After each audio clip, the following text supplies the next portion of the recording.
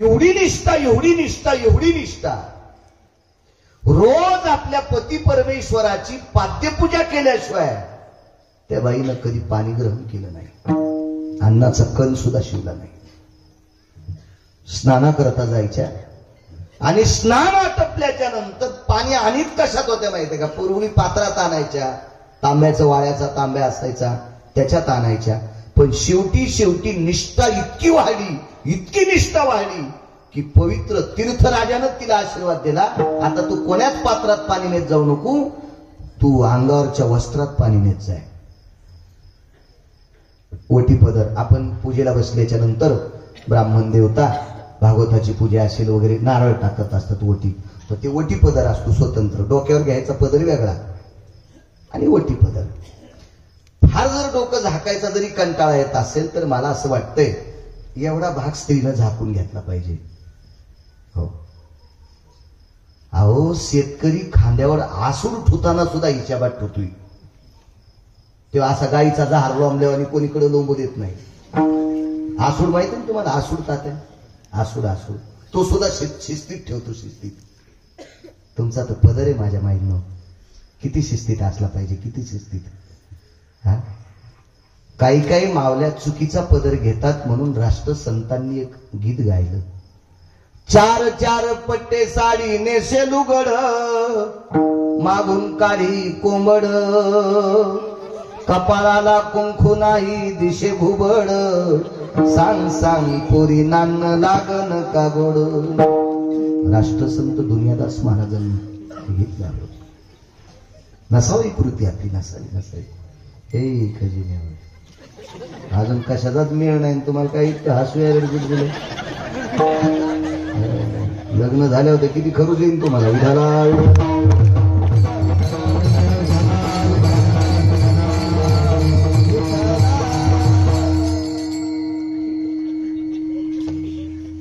राहिलं डोकं भरून पदर घ्यायला. जाऊ द्या बाळू महाराज आधुनिक काळातलं काय बोलायला म्हणे आता, पण पाठ झाकून घेतली पाहिजे. माझ्या माईंनो, देवानं भरपूर पैसे द्यावा आणि ते आतल्या खिशात ठेवून जावा. डायरीच्या पुढून नाही ठेवायच्या. 2-3 500च्या नोटा पुढून ठेवतो फोगीर सोसायटीचा अध्यक्ष. अरे लोकांचे इथं बंडलावर बंडल ठुले तर बंगले होतील इतके पैसे येतं, ते आतल्या खिशात ठेवून तू बायकोच्याच रोजदारीचे पैसे डायरीच्या पुढून ठेवाला आणि दुसऱ्याच्या मोटरसायकल हात द्याला आणि त्याच्यावर बसला, ब्रेकरवर मोटरसायकल आदळली, पाहिल्या 3 नोटा खाली, रिकामच गेलं बोंबलं घरी. बाजार नाही काहीच नाही. बायको पपेज माय म्हणली बाजार, नोटाच पाड्या कुठं ठेवत्या? पुढच्या खिशात. ती म्हणली बायला, मला नाही त्याला जन्मनी. अरे बाईला, डायरीच्या पुढून नोटा ठेवत नसते रे, आतल्या खिशात ठेवत जाय. मला सांगायचं याच्याकरता, लक्ष्मी म्हणजे पैसा झाकलेला असावा एक, आणि या भारत देशाची स्त्री सर्वांग झाकलेली कपडे घातलेली असावा 2. गरज आहे, काळाची गरज आहे, फार गरज आहे काळाची. नकोय प्रदर्शन. वा, वटीपत्रात पाणी येत होतं. निष्ठा होती, निष्ठा.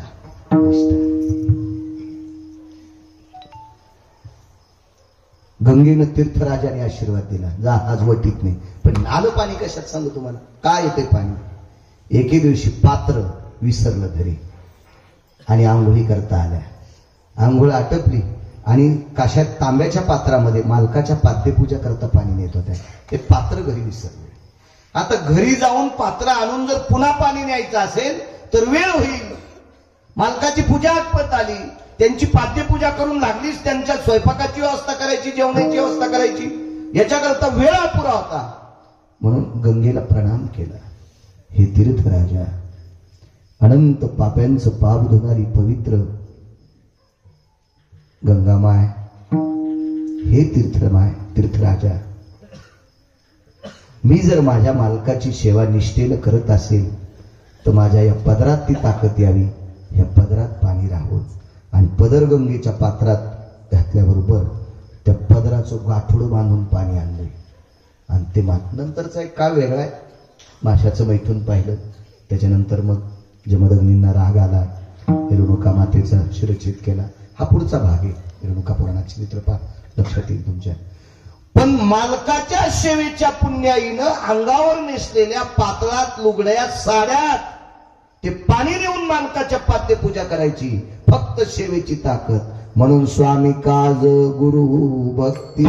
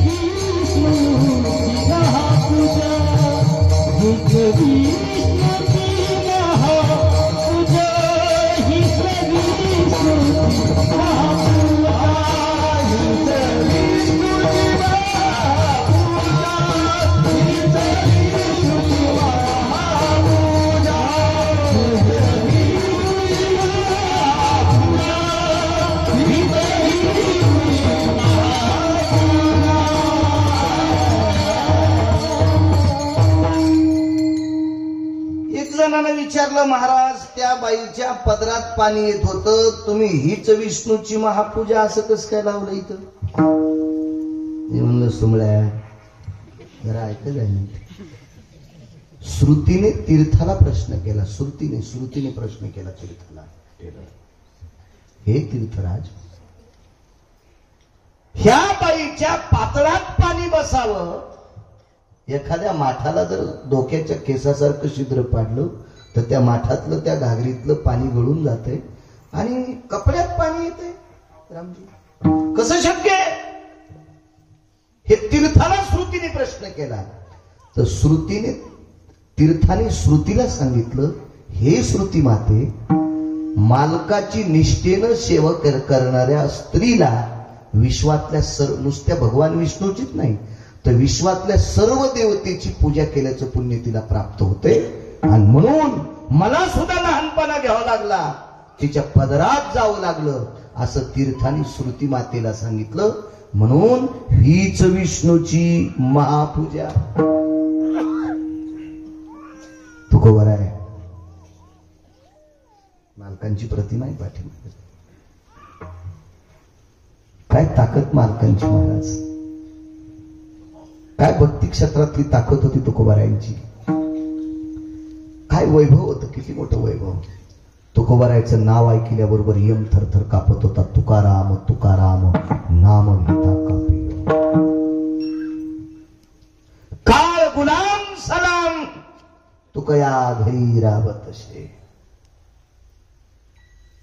सलाम करायचं, काळ सलाम करी तुकया घरी रावत शे. मोक्षासाठी आपण बेजारी. मोक्ष सुखा हानू लाता, मोक्ष आम्हा घरी कामारी हे दाशी. तुकोबारायांचं वैभव. तुकोबारायला जिजाबाई नावाच्या धर्मपत्नी, एक धर्मपत्नी तुकोबारायच्या जात राहिल्या. ह्या श्रीमंत पुण्याचे आबाजी गुळवे यांच्या कन्या होत्या. जिजाबाई फार श्रीमंताची मुलगी. एवढ्या श्रीमंताची कन्या तुकोबारायच्या धर्मपत्नी. तुकोबारायची श्रीमंती सुद्धा सांगता येणार नाही आणि तुकोबारायची गरिबी सुद्धा सांगता येणार नाही. दोन अंग भोगलेलं मूर्तिमंत आध्यात्मिक क्षेत्रातलं रत्न तुकोबाराय. श्रीमंती इतकी अफाट, हिचंही वजन करता येणार नाही विधात्याला आणि तुकोबारायच्या गरिबीचं सुद्धा वजन करता येणार नाही ब्रह्मदेवाला. हे दोन्ही अंग भोगलेली व्यक्ती तुकोबाराय. आणि त्या तुकोबारायच्या जीवनात धर्मपत्नी लाभल्या जिजाबाई.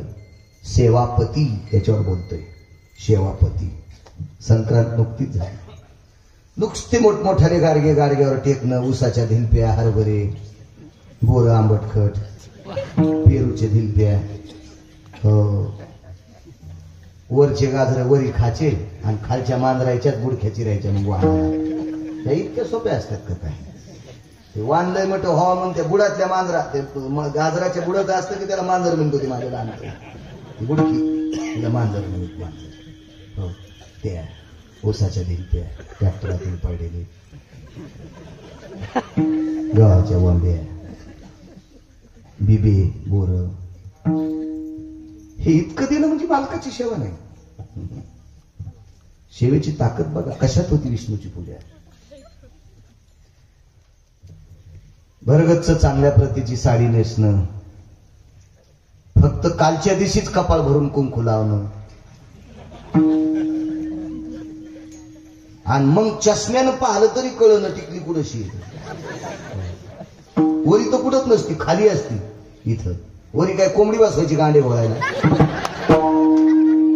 काय मला सांगा, कशा करता सण करायचा आपण? कशा करता लावा टिकली. मी त्याबद्दल विरोधात नाही बोलणार तुम्हाला. टिकली लावा, पण दिसेल अशी लावा, अशी कळावी. ही सौभाग्यवती आहे, ही सौभाग्यवती आहे, अशी कळावी. काय होतं माहितीये का? एका चुकीच्या संदेशामुळे कालिदासांच्या जीवनात एक प्रसंग घडला होता. त्यांनी एक श्लोक सुद्धा लिहिला.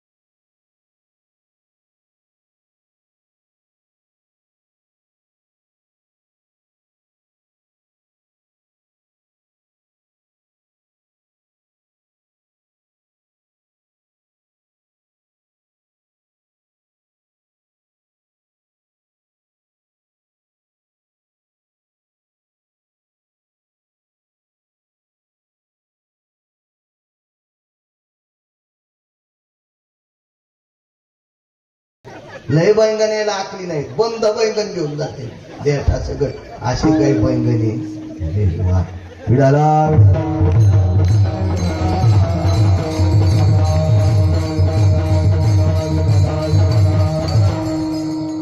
व्यक्ती तितक्या प्रकृती आहेत. चला काय सांगू लागलो.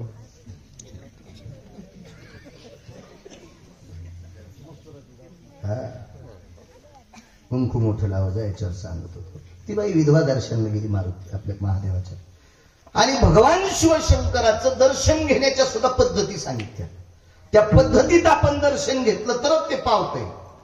तुमच्या मनानं काही करणं म्हणजे शेपुड्यानं तुळस खाणं आहे. शेपुडीला अक्कल असते का? ती काही हानी ती करांडीतच असते, करांडीतच असते शेपुडी, काही विषय नसतो. आपल्या मनानं काय नाही करायचं.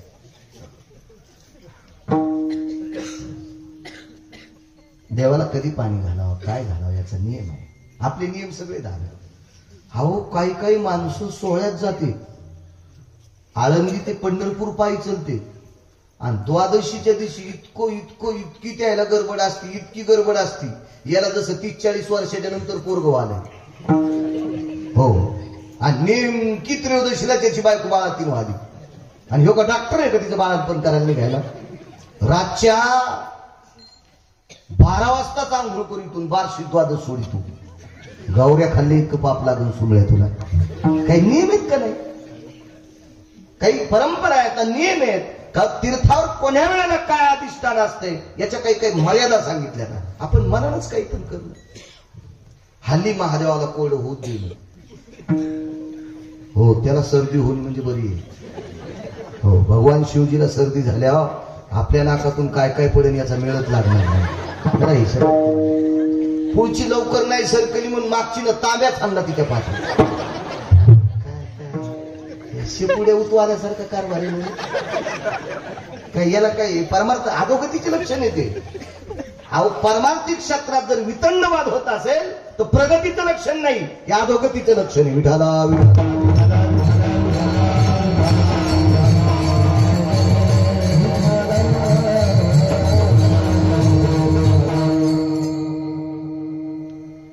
मसुराची शिवमूठ समर्पित केली. त्या बाईनं दर्शन घेतलं, पिंडीवर डोकं ठेवलं आणि वापस आली. दारात संन्यासी बसलेला होता. जाताना विधवा स्त्री पाहिली, येताना सौभाग्यवती दिसली. मसूर कपाळाला चिटकलं तर काय होतं? आशीर्वाद विधवा म्हणून द्यावा का सौभाग्यवती म्हणून द्यावा? एका फार मोठा साधू संभ्रमात पडला. आपले कपाळ पाहिल्यावर सुद्धा काही लोक संभ्रमात पडतील. लावा टिकल्या, नका लावू कुंकू. टिकली का लाईनत पण जरा दिसली पाहिजे अशी लावा. काही सांगाव लवंगाव मंगळवार, हो, खडी साखरावर बुधवार. त्या दिवशी पांढरच खाचल, साडी पांढरीत नेसायची. पप्याचा बाप जिता असताना ढोळी साडी. वा वा वा वा वा. अशी बाई ज्या गावात आहे त्या गावात दुष्काळ पडत असतो. मी नाही सांगत, मालकाचा पुरावा आहे. असं नाही करायचं माझ्या मालक. ज्ञानोबाराय तुकोबारायच्या राज्यातल्या मावल्यांनी कोण्याही भंगाऱ्याचं ऐकायचं नाही, कोण्याही नालायकाचं ऐकायचं नाही. गाथा सांगेल तसं वागायचं, ज्ञानेश्वरी सांगेल असं वागायचं, आपली ग्रंथ संपदा सांगेल असं वागायचं. काल परवा आलेल्या भंगिऱ्यानं काही सांगावा आणि आपण ते ऐकावा, कशाला विचार करतात? लवंगाव मंगळवार धरायली, तापून गेली. पप्याच्या बापावर वसकली, इतकी वसकली की त्याला अटॅक आला. काय करायला तू? एकादशी सांगितल्या 24, 5 परवान्या सांगितल्या आणि सोमवार उपास सांगितला. शक्य असल्यास प्रदोष, याच्या व्यतिरिक्त उपास नाही पुराणात सांगितले. आणि कोणी सांगितले असतील तर मला दाखवा.